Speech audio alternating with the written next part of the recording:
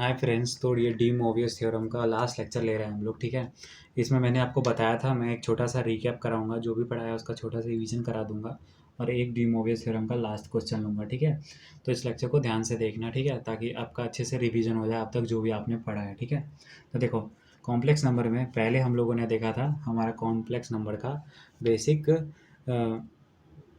कार्टीशियन। ठीक है, कार्टीशियन कार्टीशियन देखा था, कार्टेशियन फॉर्म। ठीक है, कार्टेशियन फॉर्म देखा था हम लोगों ने। अब आगे बात करते हैं, कार्टेशियन फॉर्म हो गया। अब वो क्या होता है हमारा, z equal to x plus iota y. ठीक है, ये हो गया पहला। ठीक है, अब दूसरा जो फॉर्म था हमारा, ठीक है, दूसरा फॉर्म था हमारा पोलर फॉर्म। ठीक है, पोलर फॉर्म क्या होता है, ठीक है, दिमाग में तो आ ही रहा होगा, लेकिन यहाँ पे मैं लिखता हूँ z equal to r cos theta plus iota sine theta. ठीक है, ये हो गया।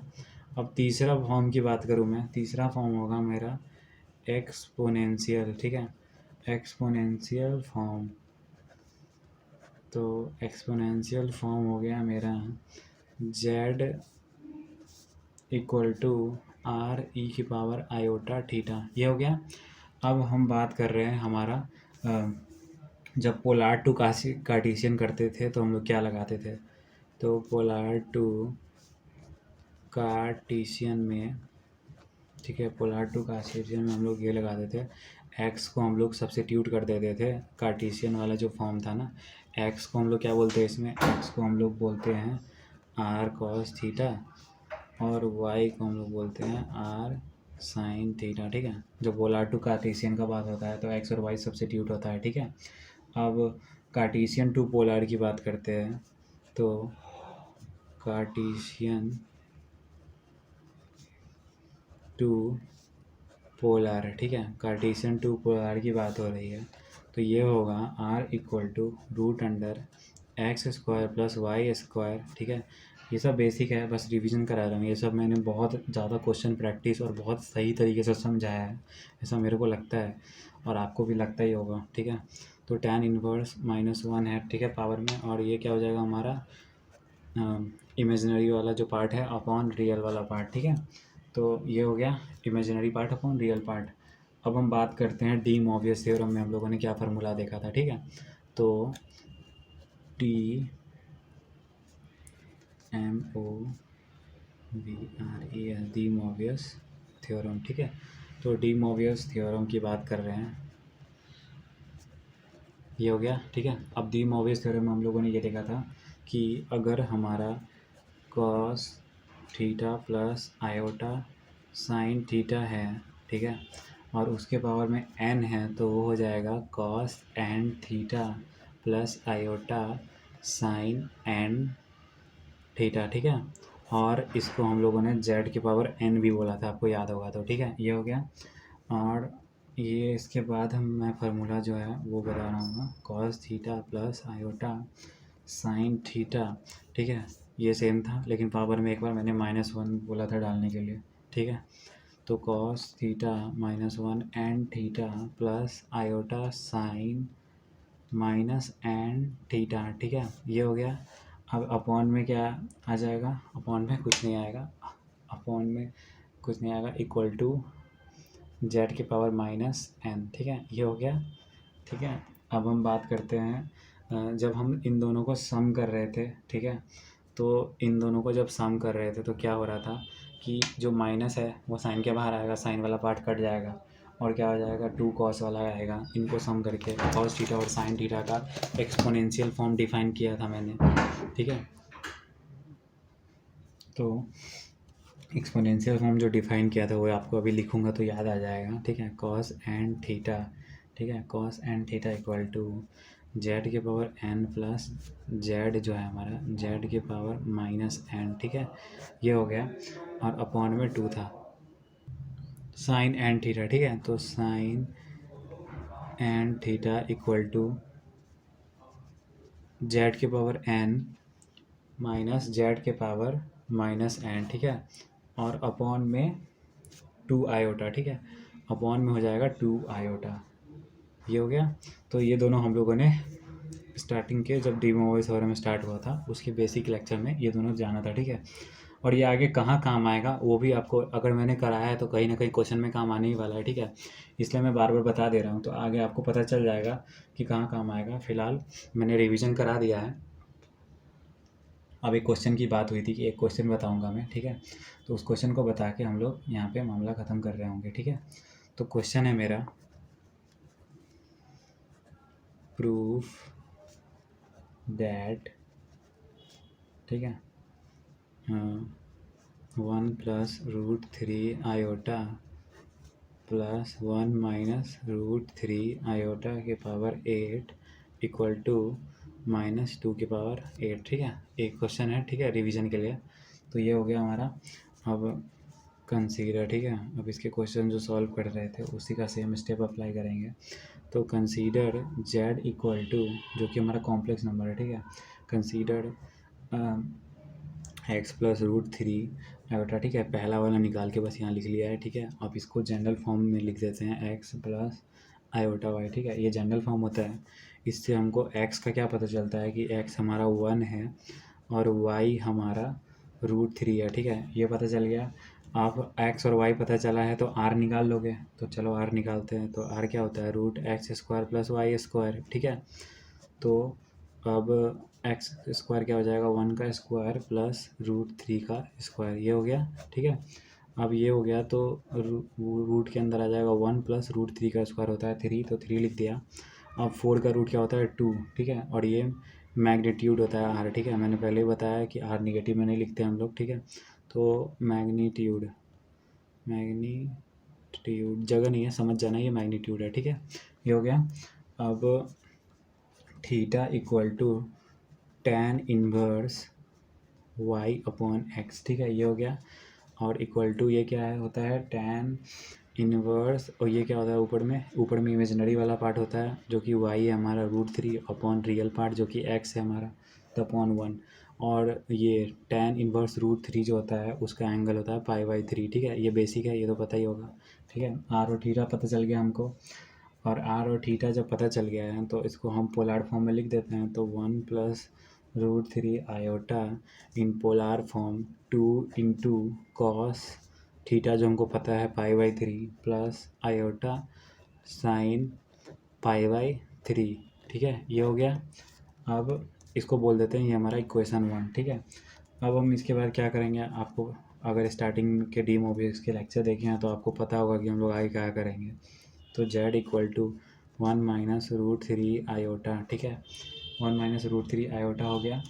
अब ये क्या हो गया हमारा, ये हो गया x प्लस i/y, ठीक है।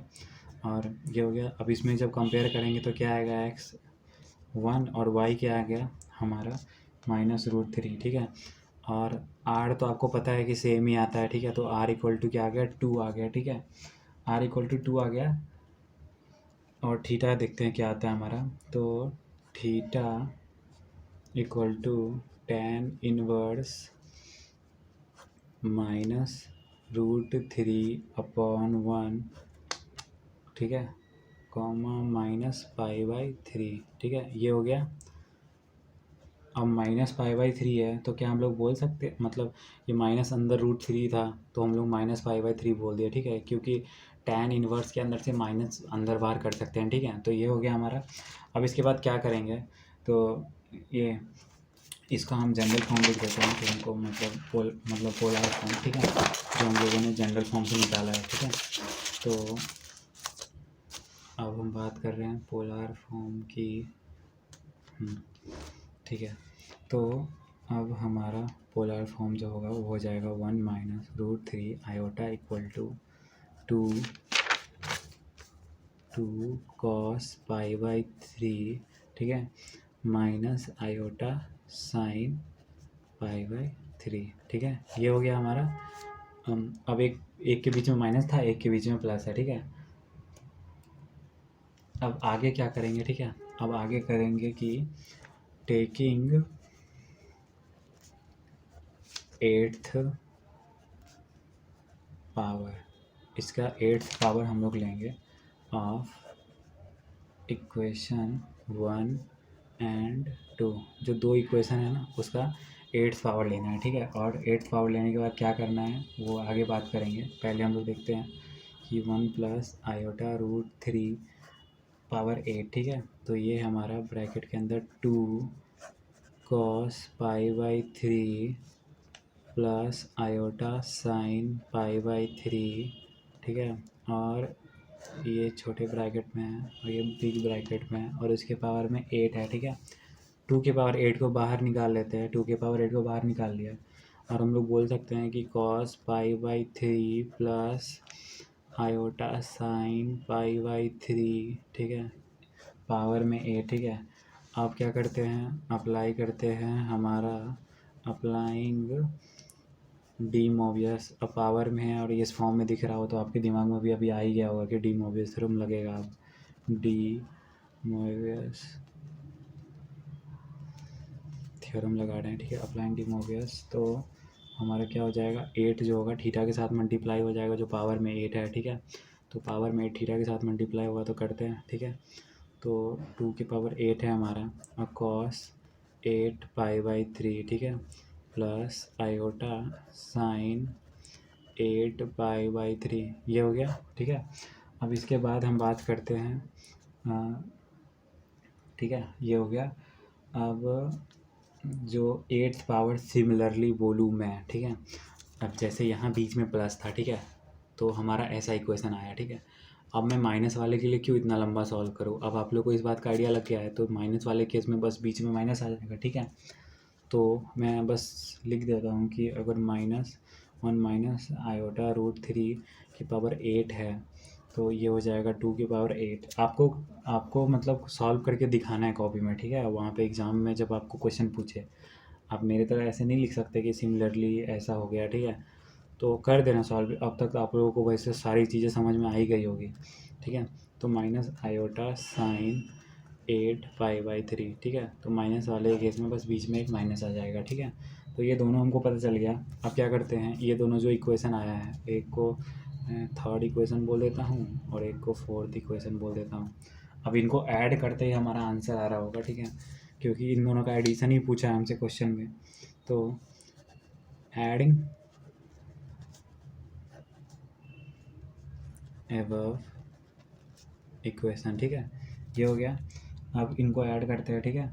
तो 1 प्लस आयोटा रूट 3, ठीक है, power 8 plus 1 minus iota root 3 power 8, ठीक है, इक्वल टू 2 की पावर 8 कॉमन ले लिया इन दोनों से, ठीक है। अब इन दोनों को अंदर में एक डब्बे में साथ में लिखते हैं और पावर में 8 डालते हैं फिर, ठीक है। तो हमारा देखो क्या होगा, तो 2 की पावर 8 कॉमन लिया है, ठीक है, और इन सबको साथ में करते हैं, पावर में 8 बाहर ही आ गया है, ठीक है। तो पावर 8 हम लोग ऑलरेडी अंदर मल्टीप्लाई कर चुके हैं तो उसकी ज़रूरत नहीं पड़ेगी, ठीक है। तो बस मैं लिख देता हूँ कि cos 8 pi by 3 plus iota sign 8 pi by 3, ठीक है, plus cos 8 pi by 3 minus iota sine 8 pi by 3, ठीक है। तो अब क्या होगा, अब ये दोनों कट हो जाएगा मेरा, ठीक है। कट होने के बाद क्या होगा, ये बाहर 2.8 इससे मल्टीप्लाइड था, ठीक है। तो अब हम लोग सिमिलरली बोल सकते हैं 2 के power 8 into 2 cos 8 pi by 3, ठीक है, और ये हो जाएगा मेरा इक्वल टू 2 की पावर 8 और 8 पाई बाई 3 का जो वैल्यू है वो आ जाएगा मेरा -1/2 और ये कट हो जाएगा, ठीक है। और ये -2 की पावर 8 हमारा फाइनल आंसर हो रहा होगा, ठीक है। तो ठीक है, आज के लिए इतना ही, धन्यवाद। और अगले क्लास से हम लोग रूट्स वाला पार्ट स्टार्ट कर रहे होंगे, ठीक है। तो अगले क्लास में मिलते हैं, आज के लिए इतना ही, थैंक यू।